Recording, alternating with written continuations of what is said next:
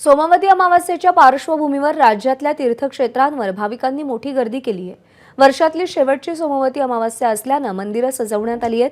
पुरंदर तालुक्यातील जेजुरीमध्ये खंडोबाच्या गाभाऱ्याला आकर्षक फुलांची सजावट करण्यात आली आहे। यावेळी जेजुरी गडावर भाविकांनी गर्दी केली आहे। येळकोट येळकोट जय मल्हारच्या घोषणांनी जेजुरी गड दुमदुमून गेलाय, तर दुसरीकडे नाशिकच्या रामकुंड परिसरात भाविकांनी मोठी गर्दी केली आहे। यावेळी गोदावरी स्नान करण्यासाठी भाविकांनी सकाळपासूनच रीघ लावल्याचं आपल्याला दिसलं।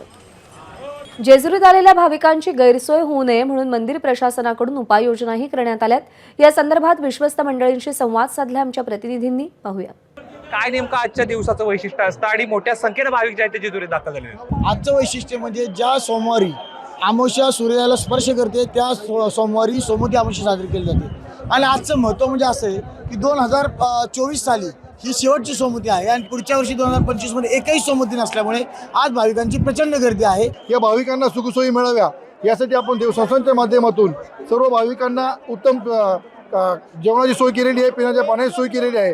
तसेच कुठलाही अनुचित प्रकार घडू नये यासाठी पोलीस मित्र, कमांडो आणि यासोबत आपल्या पोलीस प्रशासनाने आणि शासनानेही अतिउत्तम सोय केलेली आहे। आतापर्यंत जवळजवळ 1.5 ते 2 लाख भाविक येऊन झालेले सकाळपासून, म्हणजे आजच्या दिवसापर्यंत जवळजवळ 8 ते 10 लाख भाविकांच्या पुढे या नाताळच्या सुट्टीमध्ये लोकांनी देवाचं दर्शन घेतलेलं आहे। पालखी पायरी मार्गाने नदीला आंघोळीला जाईल। आंघोळीला साधारणतः 5 वाजता जेव्हाची आंघोळ होईल।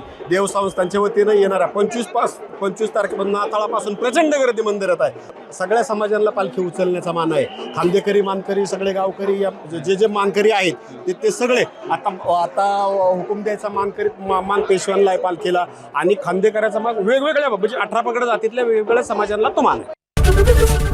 एबीपी माझा, उघडा डोळे बघा नीट।